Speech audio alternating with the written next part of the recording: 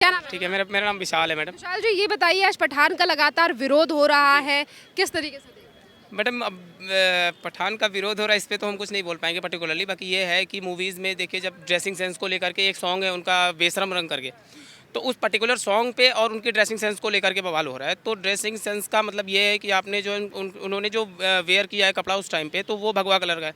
अब भगवा कलर की आस्था जो है वो हिंदू धर्म से जुड़ी है, तो हिंदू धर्म वाले लोग बवाल कर रहे हैं। बाकी ऐसा कोई नहीं है कि कोई पर्टिकुलर इंसान को टारगेट किया जा रहा है कि जो है फिल्म इंडस्ट्री के इस पर्टिकुलर इंसान को टारगेट करके कोई बोल रहा है। बाकी हाँ, ड्रेसिंग सेंस को लेकर के बोला जा रहा है, तो मुझे लगता है कि हाँ, ऐसा चेंज करना चाहिए। चलिए, आपने कहा है कि हिंदू धर्म से जुड़ा हुआ है भगवा रंग, तो वही लोगों का ये भी कहना है कि पहली बार नहीं है, बॉलीवुड शुरुआत से ही जो सनातन है उसकी आस्थाओं को चोट पहुंचाता है। नहीं, ऐसा नहीं है मैडम। देखिए, पहले भी एक्ट्रेस जो थी उन्होंने भी ड्रेसेस वेयर किए थे, और ऐसा नहीं है कि भगवा रंग के नहीं पहने थे। बाकी हाँ, इस पर्टिकुलर सॉन्ग पे देखिए, गाने का नेम ये है कि बेशरम रंग, और उस बेशरम रंग सॉन्ग पे जो है मैडम ने पहन रखे हैं ऑरेंज कलर के ड्रेस, तो उस पर हो रहा है पंगा। बाकी ये है कि ऐसा नहीं कह सकते कि इसके पहले मैडम, इस पर तो मैं कुछ नहीं कह सकता हूँ। बाकी हाँ, मैं अगर हिंदू हूँ तो मैं तो पर्टिकुलर नहीं देखूंगा। बाकी अब अगले को मैं नहीं मना कर सकता हूँ। हाँ, मेरे यार दोस्त जो भी हैं, कलीग्स हैं मेरे, उनको मैं मना करूँगा कि नहीं, नहीं जाना है, कतई नहीं जाना है। बाकी मैं सबको नहीं कह सकता ना, एक पब्लिक। खान कह रहे हैं कि जो लोग बॉयकॉट कर रहे हैं मुझे उनसे फर्क, मतलब उनका कहने का मतलब यही है कि मुझे उन लोगों से फर्क नहीं पड़ता, पॉजिटिव लोग मेरे साथ। नहीं, ऐसा नहीं है मैडम। देखिए, फ़र्क बिल्कुल पड़ता है, एक सिंगल इंसान से फ़र्क पड़ता है, ऐसी बात नहीं है। एक एक करके ही 100 होते हैं, ऐसा नहीं है इकट्ठे 100 लोग नहीं जाते हैं। तो एक एक इंसान, एक एक टिकट भी बिकती है, ऐसा नहीं है कि 100 टिकट इकट्ठे बिकती हैं। तो एक एक टिकट पे फ़र्क पड़ता है, ऐसी बात नहीं है कि फ़र्क नहीं पड़ता है। चलिए, उन्होंने कहा है कि बट हिंदू धर्म की आस्थाओं को चोट पहुंची। क्या नाम है आपका? मेरा वैभव पांडे। अब बस चलिए, और लोगों से बात करते हैं इस पूरे मामले को लेकर कि उनकी क्या राय है, क्योंकि यूथ जो है वही ऐसे लोग हैं जो कि फिल्मों को देखने जाते हैं, और उनसे ही बात करते हैं कि इस पर क्या कहना है उनका। क्या नाम है आपका? या आई थिंक वो उन्होंने सही कहा कि ऐसा कुछ नहीं होना चाहिए, एंड जिसको इतनी प्रॉब्लम है वो ना देखे, ठीक है। वो उनकी चॉइस है, वो किस पे ऊपर मूवी बना रहे हैं और क्या कपड़े पहन रहे हैं। यू कांट जज समवन अबाउट हिज और हर क्लोथ्स, दैट्स इट। बॉलीवुड जो है वो सनातन को चोट पहुंचा रहा है। इट्स नॉट अबाउट सनातन और किसी धर्म के बारे में नहीं है वो, अकॉर्डिंग टू मी। चलिए, इन्होंने कहा है कि जिस तरीके से कॉस्ट्यूम को लेकर राजनीति हो रही है वो नहीं होनी चाहिए, क्योंकि वो सब धर्म से रिलेटेड नहीं है। एक्सक्यूज मी सर, क्या नाम है आपका? राजेश यादव। सर, 2024 में कौन प्रधानमंत्री? अभी तो हमको पता है नहीं। नहीं, मोदी जी को तो हम नहीं चाहेंगे बने। हाँ, उसके राहुल गांधी को भी हम नहीं चाह रहे हैं। हम मोदी चाहते हैं। मोदी से अच्छा प्रधानमंत्री कोई है ही नहीं, तो और क्या ये लोग क्या क्या पता है, ये सब बेकार का आदमी है, ये सबको पता नहीं है। राहुल गांधी कह रहे हैं हम भारत जोड़ने का काम कर रहे हैं। या इतना बड़ा वो भारत जोड़ो यात्रा कर रहे हैं, उसमें अभी तक दाढ़ी नहीं कटवाए हो, क्योंकि उनको विदेश जाने का टाइम नहीं मिला है। तो यहाँ से दाढ़ी नहीं कटवाते तो यहाँ प्रधानमंत्री क्या बनेंगे? वो तो उधर जाके कटवाएंगे। भाई दाढ़ी कटवाए तभी प्रधानमंत्री। जरूरी थोड़ा ना यार। राजीव रंजन। राजीव रंजन। कौन बनना चाहिए 2024 में प्रधानमंत्री? राहुल गांधी। राहुल गांधी क्यों आने चाहिए? क्योंकि वो केंद्रीय कर्मचारियों के लिए ओल्ड पेंशन स्कीम की बात करते हैं, और मोदी सरकार कर्मचारी विरोधी, मोदी सरकार कर्मचारी विरोधी सरकार है। कर्मचारियों को कहीं से कोई सुविधा देने नहीं जा रही है, ये सिर्फ बिजनेसमैन की सोचती है। और राहुल गांधी जहाँ जहाँ सरकार बनी है उनकी कांग्रेस की, जैसे अभी हिमाचल में देख लो बनी है, तो उन्होंने ओल्ड पेंशन स्कीम लागू करने की बात कही है। तो राहुल गांधी के बनने से केंद्रीय कर्मचारियों के घर में फिर से और आपने कांग्रेस का जिक्र किया है, हिमाचल का जिक्र किया है, कांग्रेस की सरकार राजस्थान में भी है, वहाँ किसानों की हालत इतनी बुरी क्यों? किसानों की हालत बुरी नहीं है, इसको जितना प्रोपेगेंडा देकर वहाँ पे पिटाई लगाई गई थी।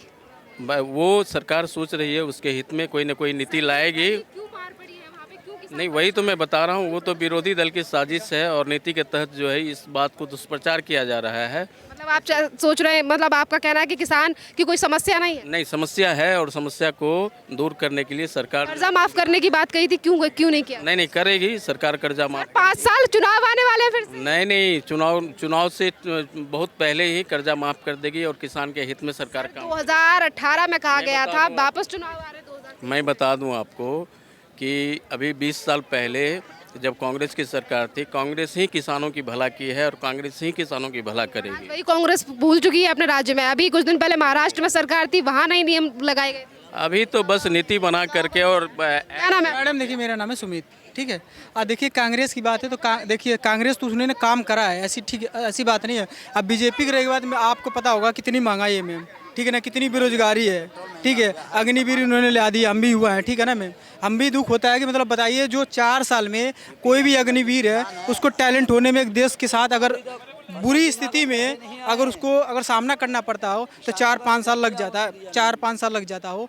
किसी दूसरे देश में अगर लड़ाई लड़ जाए, अगर जंग छिड़ जाए, आपको लग जाता होगा मैम 4-5 साल उसको सीखने में, एक दूसरे देश से कैसे हम लड़ते हैं। मगर इन्होंने 4 साल में जैसे वो बंदा सीखेगा उससे बाहर हो जाएगा। बताइए देश की क्या होती है जो कहा है सिलेक्ट किए जाएंगे, ये नहीं कि जो काबिल है उन्हें निकाल बोले 20% सिलेक्ट किया जाए, 80% कहाँ जाएंगे और उनका करियर खराब हो जाएगा नहीं खराब हो जाएगा। कहा है ना कि उन्हें भी मौका दिया जाएगा, काफी सेक्टर्स है उनमें जगह। मैडम ये बताइए, हम ये नहीं करें, आप समझदार हैं, ठीक है ना मैम, आप पत्रकारिता कर रही हैं मैम। ये बताइए जो हम ये करें अग्निवीर है जो आर्मी है, ये बताइए आर्मी में बॉर्डर पे जा करके हमारी मान लीजिए पुलिस फोर्स में तो कोई भी ड्यूटी कर सकता है मैम। मेन जो दिक्कत है जो अपनी सिक्योरिटी है उसको, नेशनल सिक्योरिटी है उसको आप इस बात से एग्री नहीं कर रहे हैं कि केंद्र सरकार ने कहा है कि जो 80% लोग बचेंगे उन्हें कहीं और सेक्टर्स में शिफ्ट किया जाएगा। कर रहे हैं मैम। अभी उन्होंने क्या बोले, कौन सी फॉर्म भर रहे हैं जो पहले के रिटायरमेंट कौन सा और हाँ भरे जा रहे, हो भी रही है भर। कौन सरकार आनी चाहिए फिर? कांग्रेस सरकार आनी चाहिए, क्योंकि देखिए मैम, रुकिए मैम बताता हूँ आपको।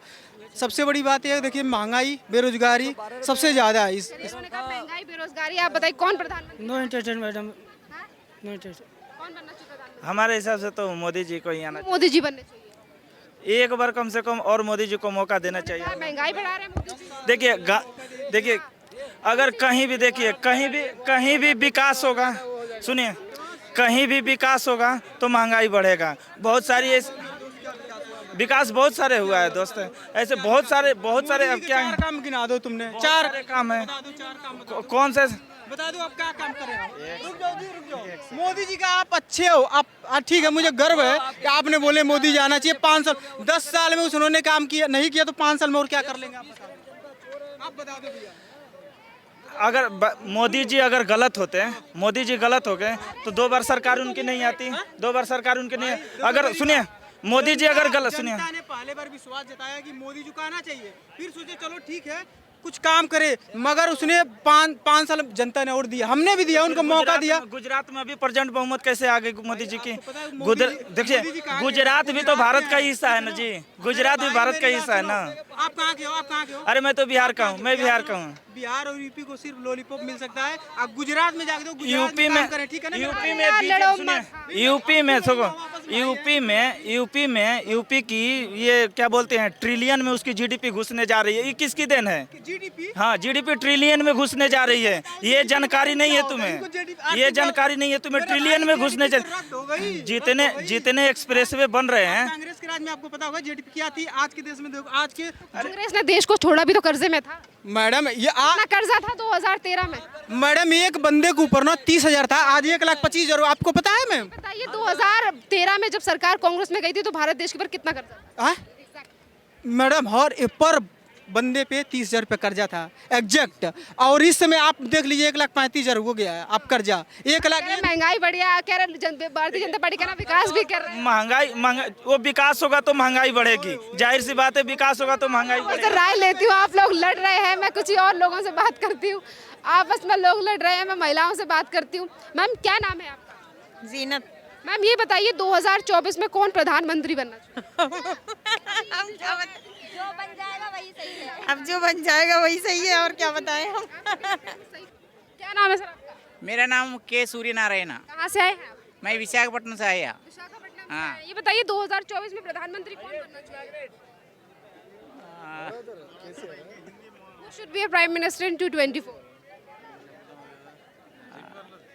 टाइम पड़ता है ना, मालूम नहीं, देखेगा। जानकारी नहीं है कि अभी जैसे कि अभी पीएम नरेंद्र मोदी है, इसके बाद राहुल गांधी भी लाइन में है, और अरविंद केजरीवाल, केसीआर, इस पर आपके क्या? मैं अभी सोचता है केसीआर आएगा।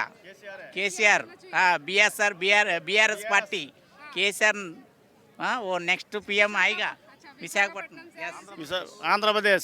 तो आप बीआरएस के समर्थक हैं या कार्यकर्ता है? वो केसीआर है, के चंद्रशेखर ने नेक्स्ट प्रधान सीएम पीएम। चलिए ये जो है बीआरएस पार्टी के तमाम कार्यकर्ता हैं और उनका कहना है कि 2024 में चंद्रशेखर बनने चाहिए प्रधानमंत्री। चलिए और लोगों से बात करते हैं, उनकी इस पर क्या राय है। तमाम लोग जो हैं वो यहाँ पर मौजूद हैं, उनसे राय लेते हैं।